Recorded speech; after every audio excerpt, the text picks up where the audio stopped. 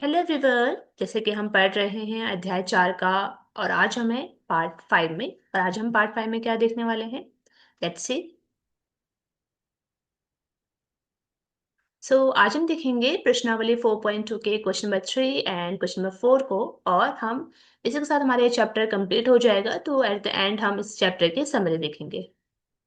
चलिए शुरू करते हैं। प्रश्नावली 4.2 में हमें पूछा गया है हमसे क्वेश्चन नंबर 3 में कि बताइए कि निम्नलिखित हलों में से ओके, हमें पास जो गिवन है इस बार वो समीकरण नहीं बल्कि हल गिवन है। इन हलों में से कौन कौन से इस समीकरण that is x-2y equals to 4 के हल है और कौन कौन से हल नहीं है। तो ये मैंने आपको पिछले लेक्चर में वैसे बताया था कि किसी भी समीकरण के हम ये कैसे चेक करते हैं कि वो उसका सोल्यूशन है या नहीं है। अभी हम इसको और डिटेल में यहाँ पे देखूंगी, मैं बताऊंगी मैं आपको किस तरह से आपको ये करना है। तो पहले आपको मतलब समझ में आना चाहिए कि हमें करना क्या है। हमारे पास एक इक्वेशन गिवन है, इक्वेशन है ये वाली x-2y इजिकल्स टू 4। ये हमारे पास इक्वेशन है और हमें ये बताना है कि यहाँ पे 1 से लेकर के 5 तक हमारे पास कुछ सोल्यूशन दे रखे हैं। ठीक है, ये कुछ सोल्यूशन दे रखे हैं और सोल्यूशन का मतलब क्या होता है, ये जो वैल्यू है मान लो ये हमारे पास x की वैल्यू है और ये जो वैल्यू है दूसरी वाली वो y की वैल्यू है। ठीक है, आपको चेक करना है कि क्या ये वाला जो सोल्यूशन हमें निकाला है यहाँ पे, क्या वो इसका इस समीकरण का सोल्यूशन है या फिर नहीं है। तो ये हमें चेक करना है। तो ये हम कैसे चेक करते हैं, बहुत इजी है। हमें करना क्या होता है, सपोज करो जैसे कि हमारे पास यहाँ पे इक्वेशन है। तो इस इक्वेशन के दो पार्ट होते हैं, दो साइड इस इक्वेशन की होती है, वी कैन से दिस। इस इक्वेशन की जो ये वाली साइड होती है वो है राइट हैंड साइड और जो ये वाली साइड होती है वह है लेफ्ट हैंड साइड। तो आपको ये देखना होगा कि जैसे ही आप इस इक्वेशन में एक्स और वाई की वैल्यू पुट करेंगे लेफ्ट हैंड साइड में, क्योंकि हमारे पास एक्स और वाई लेफ्ट हैंड साइड में है इसमें। अगर किसी इक्वेशन में लेफ्ट हैंड साइड में नहीं होता है वो, तो आप इसको लेफ्ट हैंड साइड में लेके जा सकते हैं। तो आपको देखना है कि हम लेफ्ट हैंड साइड में जैसे ही एक्स और वाई की वैल्यू पुट करेंगे इस सोल्यूशन से, तो क्या वो उसकी वैल्यू सॉल्व करने पर वो राइट हैंड साइड के इक्वल आ रही है या नहीं आ रही है। अगर वो राइट हैंड साइड के इक्वल आ रही है दैट मीन्स वो उसका सोल्यूशन है। अगर अगर वो इक्वल नहीं आ रही है तो दैट मीन्स वो सोल्यूशन नहीं है। ठीक है, चलिए हम इसको सॉल्व करते हैं, कैसे करना है इसको सॉल्व। तो जैसे कि हमारे पास पहला गिवन है हल दैट इज 0,2। यहाँ पे x की वैल्यू 0 है और y की वैल्यू यहाँ पे 2 है। हम समीकरण को लिखेंगे, यहाँ पे समीकरण है हमारे पास x-2y इजिकल्स टू 4। यहाँ पर आप x की जगह 0 रखेंगे तो हमने 0 रख दिया है। अब y की जगह यहाँ पे 2 रखेंगे, तो जैसे ही आप y की जगह यहाँ पे क्या रखेंगे, 2। जस्ट वेट,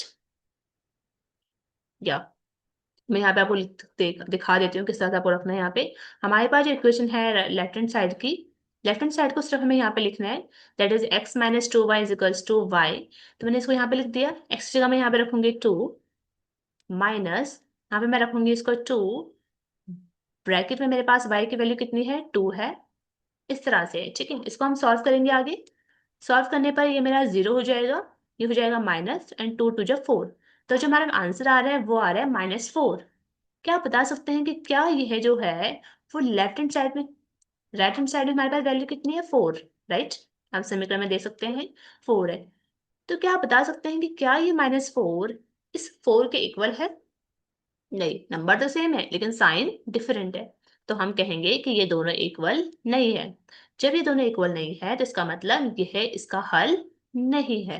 ओके, हमारे पास right hand side left hand side बिल्कुल सेम आने चाहिए, उनके साइन भी सेम आना चाहिए, तभी हम कहेंगे कि वो उसका हल होगा। चलिए दूसरा देखते हैं यहाँ पे। दूसरा क्या है हमारे पास 2,0। ओके, इसको हम चेक करने वाले हैं इसी समीकरण के लिए। समीकरण मैंने साइड में लिख दिया है यहाँ पे x-2y इज 4।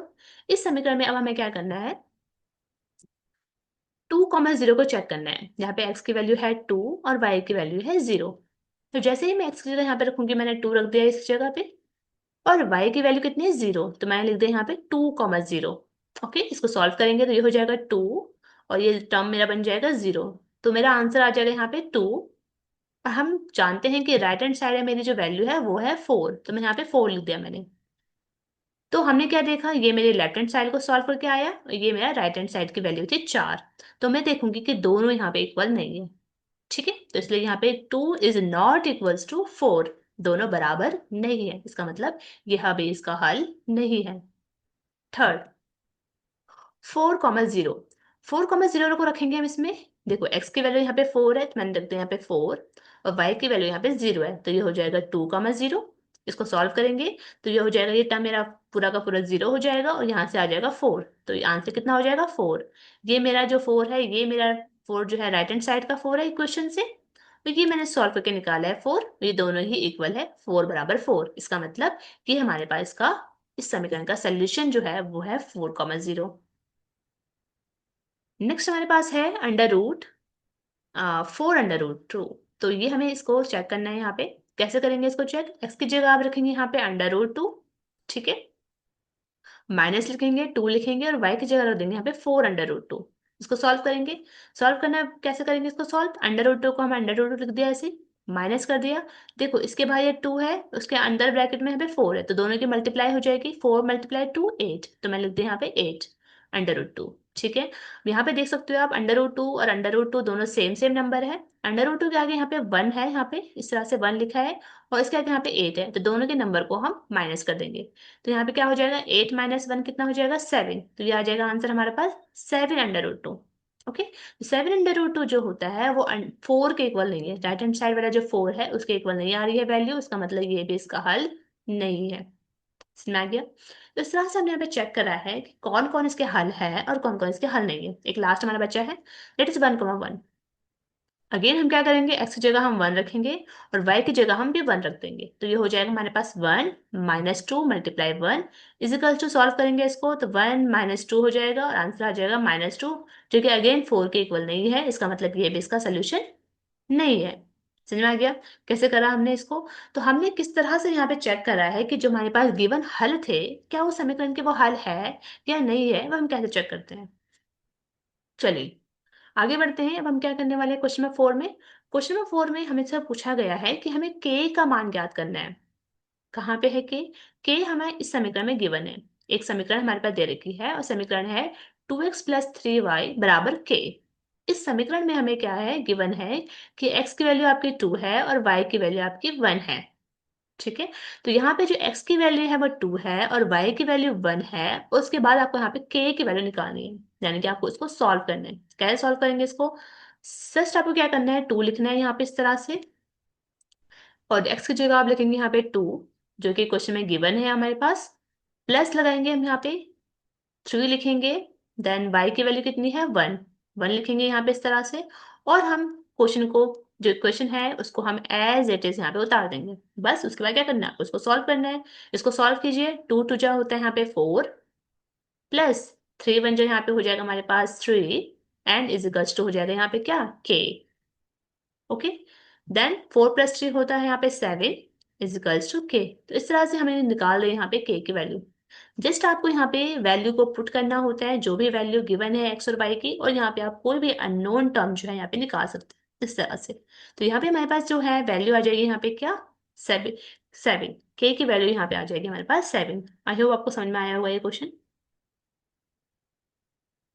चलिए, तो इसी के साथ हमारा ये चैप्टर यहाँ पे कंप्लीट होता है। अब हम इस चैप्टर की यहाँ पे समरी देख लेते हैं कि आपको क्या क्या इंपॉर्टेंटली इस चैप्टर में पता होना चाहिए।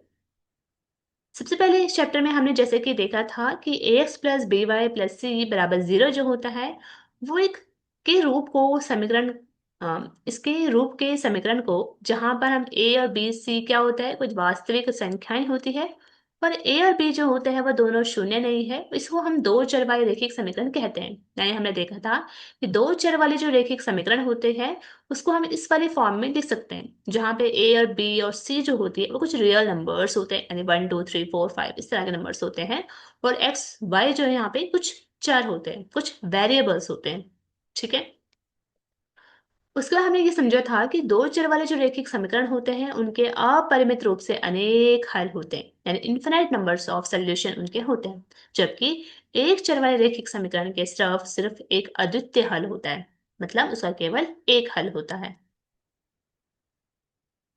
थर्ड नंबर, दो चरों वाले रैखिक समीकरण के आलेख पर स्थित प्रत्येक बिंदु रैखिक समीकरण का एक हल होता है। ऑफ कोर्स हमने देखा था कि दो चर वाले जो रैखिक समीकरण हमारे पास होती है, उसका अगर हम आलेख बनाए तो उस पर हमें बहुत सारे हल यहाँ पे प्राप्त होंगे, राइट।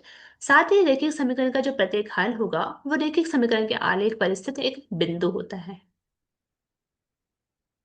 सो या थैंक यू। इस तरह से हमारा चैप्टर यहाँ पे कंप्लीट होता है। आई होप आपको ये समझ में आया होगा। तब तक के लिए थैंक यू।